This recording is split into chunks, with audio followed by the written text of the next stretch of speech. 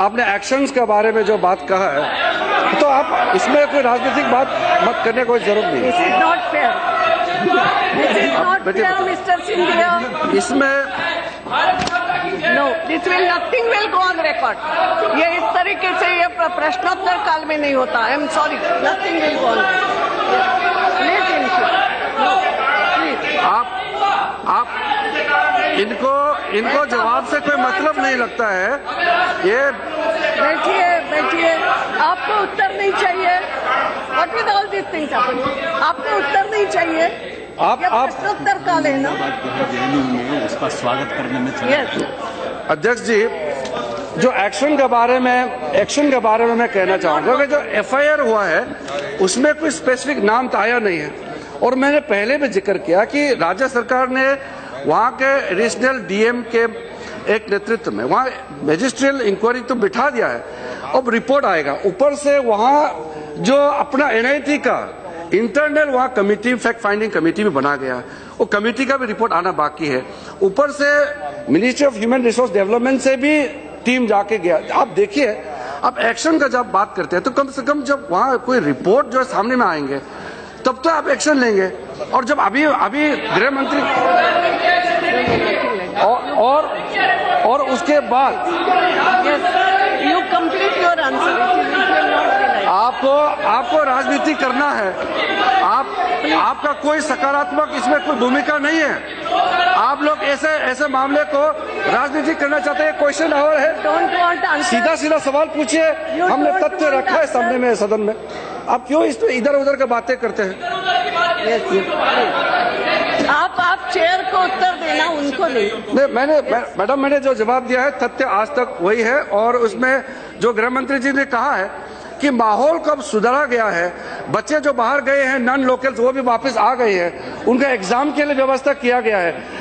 एक अच्छा कदम उठाया तो कम से कम उसका तो सराहना कीजिए। Thank you. Asaduddin Owaisi ji. I am really shocked at what the Congress member has just said. Please. That he has completely forgotten that 3,000 Jammu and Kashmir police people laid down their lives in fighting militancy in Kashmir. So please don't demean the Jammu and Kashmir police. I want to know from the Honourable Minister that this is the only engineering college in the valley, and by removing J&K police, have you given a perception that you do not trust them? And also that that the non-locals can only be protected by CRPF. That is not good in controlling alienation, madam, because we know for a fact that whenever there's no more militancy in J&K, you accept that, but when incidents of militancy take place and in the namaz-e-janazah of these militants, thousands of people are attending. This shows the alienation is increasing for the youth under the age of 18. What are you going to do to ensure that this alienation stops at this instant? Because if you don't stop this alienation, believe me, no amount of CRPF would be able to create that emotional or physical security. My pertinent question to the Honourable Minister through you, madam, is to ensure that alienation stops. Will this government, because you are sharing power with PDP, would you remove AFSPA from at least Srinagar? Would you remove more military bunkers from Srinagar? And this is your government. What is the steps you're going to take to decrease the alienation and to create security? Because you cannot give an answer over here and say, because this is the only engineering college. Yes, this is the only engineering college in the valley, and this has to be answered by the government. Okay, yes. Madam, the honourable member has stated, which is correct. Everybody wants that the state police should handle the law and order situation. If anything erupts in any part of this country, Central Armed Forces are there to assist the state government if the situation needs to be. So that is why we prefer that Jammu and Kashmir state government should handle the situation. And in the NIT campus, it is the students and the administration, they want that the central forces should be deployed inside the campus. This is not on the basis of our suo motu action, but on the basis of the demand made by the authority. And the students want that CRPF or SSB or anybody, central armed forces should be deployed there. And on top of that, the state police also is deployed there. It is not the unilateral decision of the central government. And this will not lead to the alienation in the feelings of the the Kashmiris. At the same time, the question he asked about the Armed Forces Special Power Act is not related to this question. Adityanath ji. अध्यक्ष महोदय,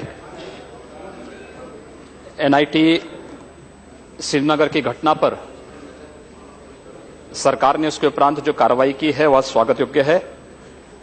खासतौर से जो गैर कश्मीरी छात्र वापस अपने घरों में जा चुके थे और जिनकी परीक्षाएं छूट चुकी थी, उन्हें सुरक्षित वापस भेजने और उनकी परीक्षा का जो आश्वासन अभी माननीय गृह मंत्री ने दिया है, हम सब इसका स्वागत करते हैं। लेकिन एक प्रश्न, जो जेएनयू में जब भारत विरोधी नारे लगे थे, जो लोग उस भारत विरोधी नारे का समर्थन उस समय कर रहे थे, मुझे सुखद अनुभूति हुई। कांग्रेस के हमारे मित्रों ने आज एनआईटी घटना का निंदा की है।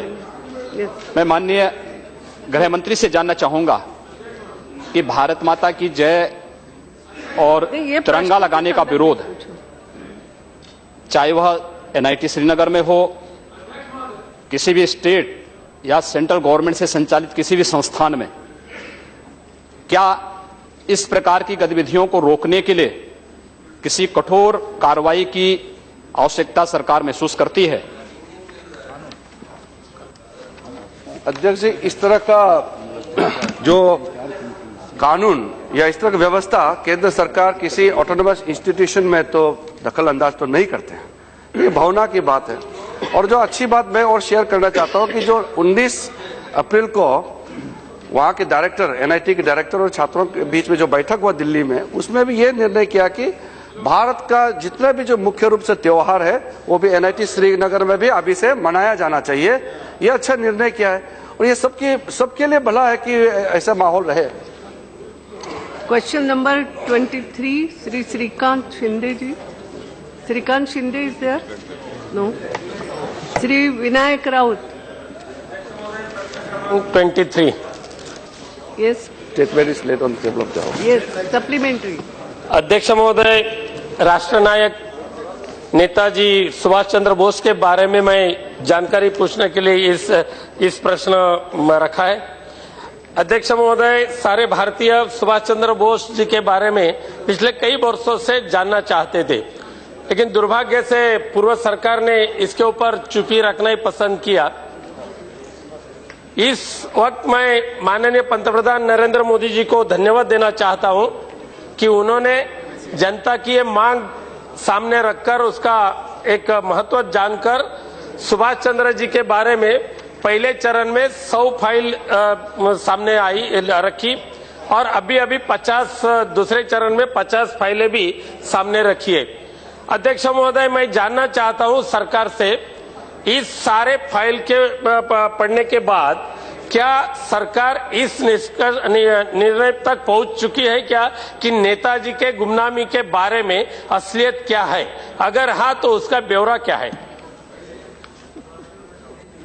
मैडम, उसका पूरा अगर ब्यौरा देंगे तो बहुत लंबा चर्चा बन जाएगा, लेकिन शॉर्ट में मैं बताना चाहता हूं कि 3 कमिटियां बनी हैं। 2 कमिटीज पहले, एक 1956 में बने, एक 1970 में, और आखिरी जो बना है वो Justice Mukherjee commission of inquiry बना है। तो सब जितना इंक्वायरीज का रिपोर्ट आया है सब मेल नहीं खाता है।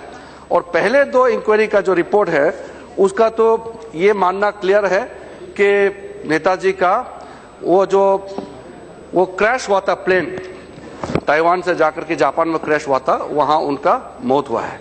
बाद में जस्टिस कमीशन रिपोर्ट के मुताबिक ये उन्होंने इसको नहीं माना। उन्होंने जो रिपोर्ट दिया उसमें भी स्प्लिट था। बाद में केंद्र सरकार ने इस रिपोर्ट को खारिज कर दिया क्योंकि वो कंक्लूसिव एविडेंस नहीं था। तो इसलिए ये बहुत ही एक ऐसा विषय है जिसका कंक्लूसिवली मैं यहाँ स्टेटमेंट देने के लिए समर्थ नहीं हूँ। लेकिन जहां तक फाइल्स का सवाल है, अब आपको पता ही है कि हमने सारा फाइल निकालने शुरू कर दिया। प्रधानमंत्री जी ने यह फैसला किया और ये क्योंकि 150 फाइल्स तो हमने ऑनलाइन कर चुके हैं और अभी से 25 फाइल हर महीने देने का फैसला किया। वो इसलिए क्योंकि उसको वो बड़ा लंबा प्रोसेस होता है और खास करके जो प्रिलिमिनरी कंजर्वेशन प्रोसेस होता है, वो जो पुराना कागज वगैरह है उसको बहुत तरीका से उसको प्रिजर्व करना पड़ता है। तो ये लंबा प्रक्रिया है। उसका पूरा प्रक्रिया को हम लोग मानते हुए हर महीने 25 फाइल्स पब्लिक के सामने में रखने का प्रयास कर रहा हूं जो डिक्लासिफाई हो चुके हैं।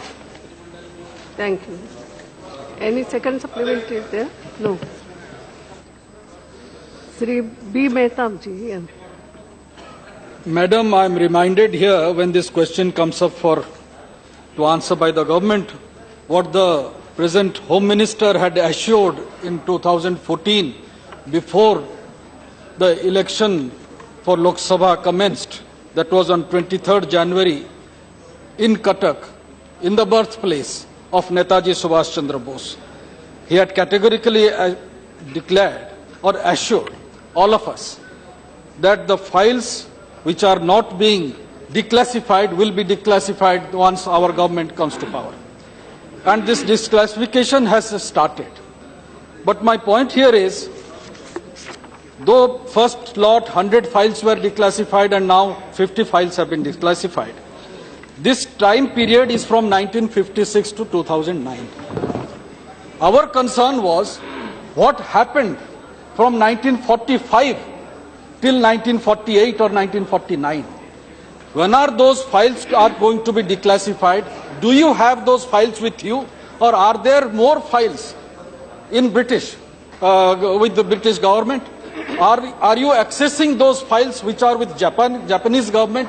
Are you also accessing some files which are with the then Soviet Union or the present Russian government? Because the international situation has changed drastically, and there is no need to be secret about revealing those information or getting those informations. My concern here is the idea that was propagated during that time that there was a crash. I don't agree with the Honourable Minister's statement. Then when Shahnawaz committee had put forth their report, there were dissent note in that report also. In Mukherjee Commission, there was a clear-cut case that the crash did not happen. Even in the Khanna Commission, Khanna Committee report, it was also said that it is doubtful. Therefore, the basic question that arises with every patriotic Indian is, did that crash happen or not? Whether Netaji was alive after that so-called crash or not, those files are yet to be revealed. My question is, when are you going to reveal those files, declassify those files? Let me reiterate again to make it more specific. The first two committees, they said that the plane crashed and the body was highly burned and brought to the hospital, and the ashes contained in the Renkonji temple belongs to the Netaji. But the Justice Mukherjee Commission of Inquiry did not agree with that. So there is a division within the various reports of the committees. Regarding the information with various countries, we have established contacts with all the relevant and important countries associated with Netaji Subhash Chandra Bose. Austria has not found any material related to Netaji in their archives. Russia, which you mentioned, do not have any documents pertaining to Netaji Subhash Chandra Bose within their territory. United Kingdom has given 62 files, and that is whatever is available in British Library. The most important part which I am going to mention is about Japan. Japan has 5 files related to Netaji Subhash Chandra Bose which are going to be very crucial.